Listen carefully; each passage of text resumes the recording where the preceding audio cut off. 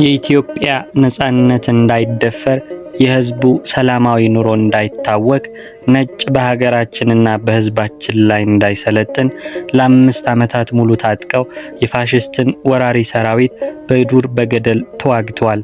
በተለይም ከ1928 እስከ 1933 ዓ.ም በነበሩት ጊዜያት በምዕራብ በጌ ምድር ግዛት ውስጥ በተደረገው የጸረ ፋሽስት ትግል ግንባር ቀደም መሪ ነበሩ። አሞራው ውብነህ። ሰላም ጤና ይስጥልኝ። በዛሬ ታሪክ ማህደር ቅኝታችን ስለኛ አርበኛ አጠር ያለ ደሰሳ እናደርጋለን። አብራችሁን ቆዩ።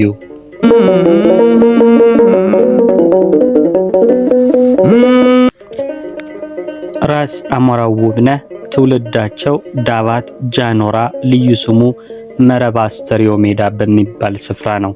አባታቸው አርበኛ ተሰማ ጋረድ የንጉሠ ነገሥት የአፄ ዮሐንስን የክተት አዋጅ ተቀብለው በጉንደትና በጉራ ላይ ከግብጽና ከቱርኮች ጋር ተዋግተው ድል ያደረጉ ጀግና ነበሩ። ወንድሞቻቸውም ወፍ አይስቱም የሚባሉ ጀግኖች ናቸው።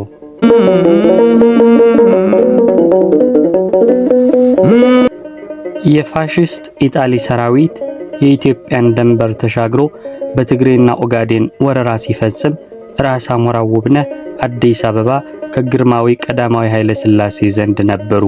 የሀገራችንን መወረር በሰሙ ጊዜ ግን በዱር በገደል ያለው ሽፍታ ምረት ተሰጥቶት የሰሜንን የቆላ ጠረፍ በአበጋዝነት ይዤ ከጠላት ጋር እንድዋጋ ይፈቀድልኝ በማለት ለጃንሆይ ጥያቄ አቀረቡ። ጃንሆይም ቀድሞ የሰሜን አዛዥ ሁን ብለዋቸው የነበረውን ያልተቀበሉት ከብልሃት መሆኑ ገብቷቸዋልና ይሁን ብለው ፈቀዱላቸው። ራስ አሞራው ውብነህም ትጥቅና ስንቃቸውን አጥብቀው የግራዝማችነት ማዕረግ ከደጃዝማች አያሌው ብሩ ተቀብለው የአርማጭሆን የበለሳንና የጃኖራን ሕዝብ ማስተባበሩን በይፋ ገቡበት። የመጀመሪያውን ውጊያቸውን በሽሬ ግንባር አደረጉና የጠላትን ክንድ አደቀቁት። ጥቅምት 29 ቀን 1929 ዓ.ም ደብረ ሲና በሚባል ቦታ ላይ በድጋሚ ጠላትን ገጥመው ጭዳ አደረጉት።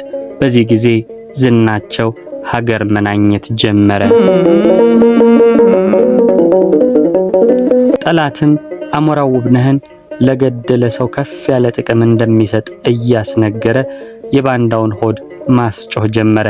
በዚህ ጊዜ ራስ አሞራው ውብነህ አንደበታችን ስለ ጠላት የጭካኔ ሥራ ይናገር፣ ጠበንጃችን በጠላት ግንባር ላይ ይነጣጠር በማለት ለአርበኞቻቸው መመሪያ ወርደው ትጥቃቸውን ይበልጥ አጠበቁ።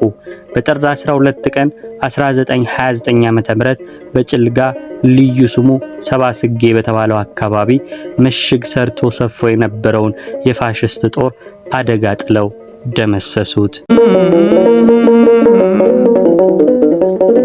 ይህንም ምክንያት አድርጎ ጠላት ቂም ይዞ ሲፈክርባቸው ሲፈልጋቸው ከቆየ በኋላ በአመቱ በጥር ወር 1930 ዓ.ም ጃኖራ ቀንጣ በሚባል ስፍራ ያልተጠበቀ ትልቅ ውጊያ ገጠማቸው።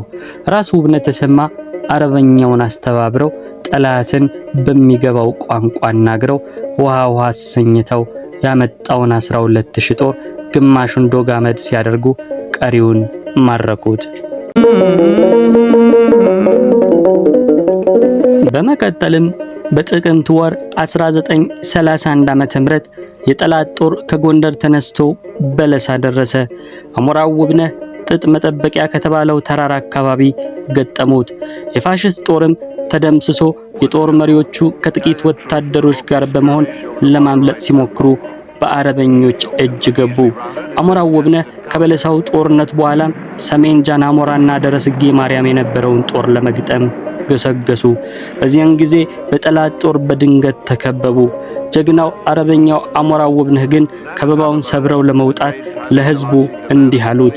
የአገሬ የሰሜን ህዝብ አይዞህ፣ እርዳኝ፣ ተባበረኝ፣ የተከበበ አውሬ አያመልጠን በማለት የአረበኞችን ሞራል በማነሳሳት ትግሉን አቀጣጠሉት። በጀግኖቻቸውና በህዝቡ አማካኝነት በራሳቸውም ስል ተጠቅመው ጠላትን አስከብበው መውጫ ቀዳዳ ሳጡት። በዚህ ወቅት እንዲህ ተብሎ ተገጠመላቸው። የሰማውን እንጃ የሮም ገሰገሰ የጦሩ መድኃኒት አሞራው ደረሰ። ያየህም ተናገር የሰማህም አውራ ተገናኝቶ አለ አሞራው ካሞራ። ጎንደር ከግንቡ ላይ ያለው ነጭ አንበጣ ከምን ሊገባ ነው አሞራው ሲመጣ። በነዛ ዘመናት በተለይም ከ1928 እስከ 1934 ዓ.ም ከኢጣሊ ሰራዊት ጋር ባደረጉት ትንቅንቅና የላቀ ጀግንነት ተግባር አሞራው የሚል ቅጽል ስም ተሰጥቷቸዋል።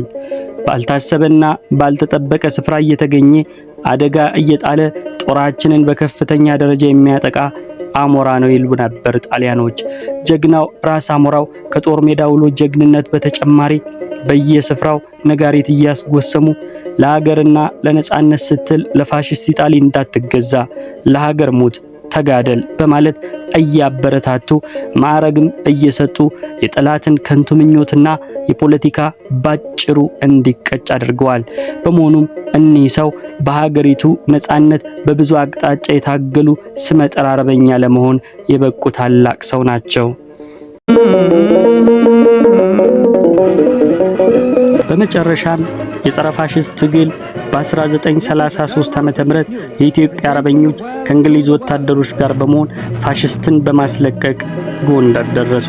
ውጊያው ከፍተኛ ዋጋ አስከፍሏል። ለወራት የቆየ ትንቅንቅም ተካሄደ። ጀግናው ውብነህና አርበኞች በህዳር 19 ቀን 1934 ዓ.ም በከፍተኛ ውጊያ የጣሊያንን ጀነራልና ተከታዮችን ለመማረክ በቁ። በዚህም ጊዜ እንዲህ ተብሎ ተገጠመላቸው። በአርማጭሆ መንገድ፣ በወገራ መንገድ፣ በሰሜንም መንገድ፣ በምዕራባም መንገድ፣ በበለሳም መንገድ አይተላለፉ። አሞራው አርበኛ ይማታል በክንፉ። የሮማን ነጭ በሬ ተከቧል በብረት ሊበላው ነው አሉ አሞራው ዝሮበት።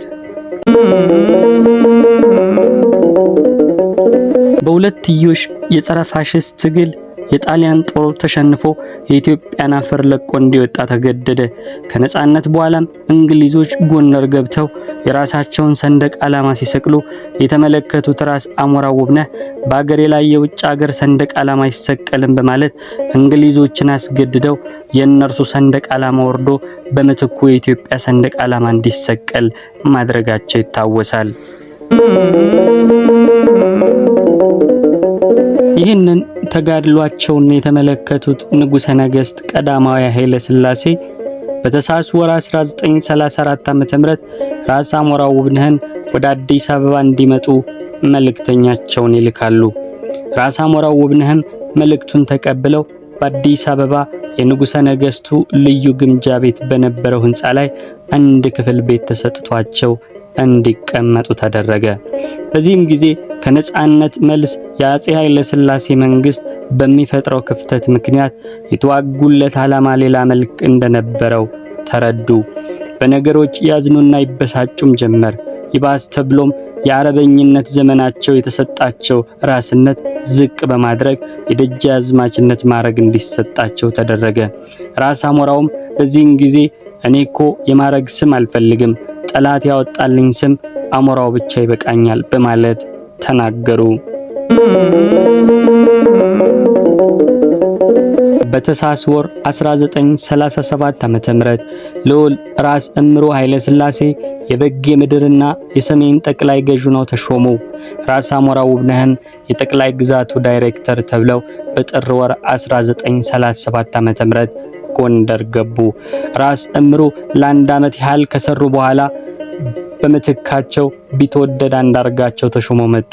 በዛ ወቅትም የወራሪው የጣሊያን አብዛኛው የጦር መሳሪያ ሰፍሮ የነበረው ጎንደር ላይ ነበር።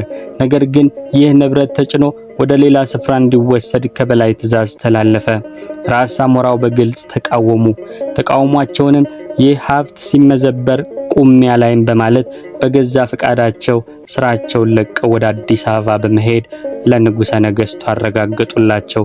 የተፈጠረውን ክፍተት ለመሙላትም ከተወሰነ ጊዜ በኋላ የሕግ መወሰኛ ምክር ቤት አባል ሆነው እንዲሰሩ ተደረገ።